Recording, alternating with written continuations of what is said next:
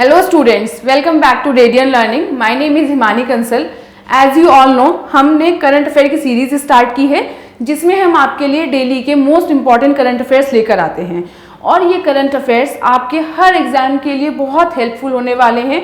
अब चाहे आप एसएससी की तैयारी कर रहे हैं, चाहे आप बैंकिंग की तैयारी कर रहे हैं, चाहे क्लैट, सीटेट और आपके जितने भी वनडे एग्जाम्स हैं, रेलवे, एफकेट, सीडीएस, हर एग्जाम में करंट अफेयर्स के बहुत ज़्यादा क्वेश्चंस आते हैं. तो आपके लिए हम ये सीरीज़ लेकर आए हैं और इस सीरीज़ में ये मेरा 4th सेशन है. हम ऑलरेडी 3 सेशन कवर कर चुके हैं जिनका लिंक आपको डिस्क्रिप्शन बॉक्स में मिल जाएगा.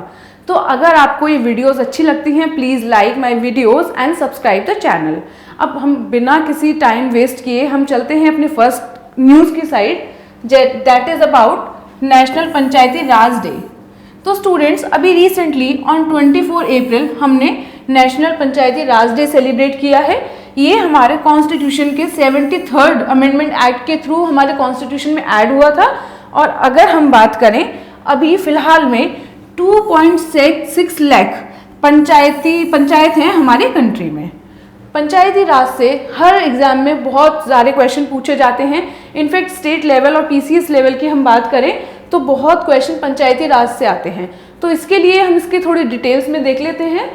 तो पंचायती राज बेसिकली एक रूरल सेल्फ गवर्नमेंट बॉडी है जो वर्क करता है on 3 tier system. That is, इसकी जो बॉटम बॉडी होती है वो विलेज पंचायत होती है और यहाँ पे इसकी ब्लॉक समिति होती है और इसको हम बोलते हैं डिस्ट्रिक्ट समिति. तो इस तरह से 3 टियर सिस्टम है जो बेसिकली विलेजेस के इम्प्रूवमेंट के लिए बनाया गया है. और ये कॉन्स्टिट्यूशन के part 9 11 schedule that consist 29 functional items और रिलेट करता है ये आर्टिकल 243 से 243O तक. तो बेसिकली पंचायत राज सिस्टम में 29 सब्जेक्ट्स हैं और ये हमारे 11 शेड्यूल ऑफ द कॉन्स्टिट्यूशन में मेंशन है. और इस साल पंचायती राज सिस्टम को 26 ईयर कंप्लीट हो चुके हैं. और हमारा ये मोस्ट इम्पॉर्टेंट पॉइंट है अगर हम पंचायती राज की बात करें कि जितने भी शेड्यूल एरियाज होते हैं अंडर 5th शेड्यूल वो इसके प्रोविजन से एग्जेम्प्टेड हैं. इसका मतलब जितने भी हमारे स्टेट्स हैं अंडर हमारे 5th शेड्यूल वो इसके प्रोविजंस में नहीं आते हैं. और राजस्थान एक पहला स्टेट था जिसने पंचायती राज को अडॉप्ट किया था और हमारा 2nd स्टेट था आंध्र प्रदेश. और पंचायती राज के लिए बहुत सारी कमेटीज़ बनी जो बहुत इंपॉर्टेंट है एग्जाम पॉइंट ऑफ व्यू से, such as Balwant Rai committee, Ashok Mehta committee, L N Singhvi committee, Thungon committee और बहुत सारी कमेटीज़. और ये जानना हमारे लिए बहुत ज़रूरी है कि this is a subject of local government. तो इसलिए स्टेट ही इस पर कोई लॉ बना सकता है, सेंटर इस पर लॉ नहीं बना सकता.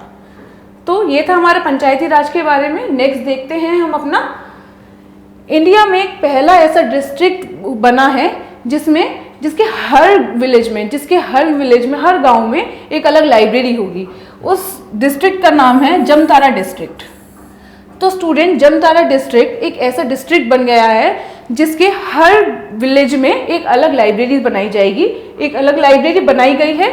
तो जमतारा हमारा इंस्टीट्यूट झारखंड में है और इसमें करियर काउंसलिंग सेशन भी होंगे और मोटिवेशनल क्लासेस भी दी जाएंगी, वो भी स्टूडेंट्स को free of cost. Our next news is about Amrit Sarovar initiative. Amrit Sarovar initiative government का एक बहुत बड़ा इनिशिएटिव है. किसके लिए? Rejuvenation of water. तो जितने भी हमारे डेड पॉन्ड्स थे, डेड पॉन्ड्स का मतलब कि जितने भी ऐसे तालाब थे जिनमें पहले पानी हुआ करता था और अब गंदगी, कूड़ा, कचरा जो कि हमारा पोल्यूशन का रीज़न बन रहे हैं, वो उन सारे डेड सीज को दोबारा से लाइव करना, उन सारे डेड सीज को दोबारा से एक बार दोबारा से उनको ठीक करना और उनमें फ्रेश वाटर भरना. तो ये फर्स्ट का ये हमारा कहाँ पे बनाया है? हमारा अमृत सरोवर इनिशिएटिव स्टार्ट हुआ है रामपुर में, a district of Uttar Pradesh में ये स्टार्ट हुआ है. और धीरे धीरे जितने भी उत्तर प्रदेश के डिस्ट्रिक्ट हैं, 75 डिस्ट्रिक्ट, हर किसी में एटलीस्ट हर डिस्ट्रिक्ट में एक अमृत सरोवर का इस्टेब्लिशमेंट की जाएगी. ओके. तो ये बेसिकली वाटर रिजुविनेशन प्रोग्राम है. जितना भी कूड़ा, कचरा, गंदगी है सबको निकाल के यहाँ पे फ्रेश वाटर स्टोर किया जाएगा. अगर हम नेक्स्ट बात करते हैं इंडियन कोस्ट गार्ड शिप ऊर्जा प्रवाह की। तो अभी रिसेंटली इंडियन कोस्ट गार्ड ने एक नए शिप को लॉन्च किया है जिसका नाम है ऊर्जा प्रवाह। दिस इज 36 मीटर लॉन्ग और इसको किस लिए डिजाइन किया गया है? एविएशन फ्यूल, शिप फ्यूल और फ्रेश वाटर को ट्रांसपोर्ट करने के लिए।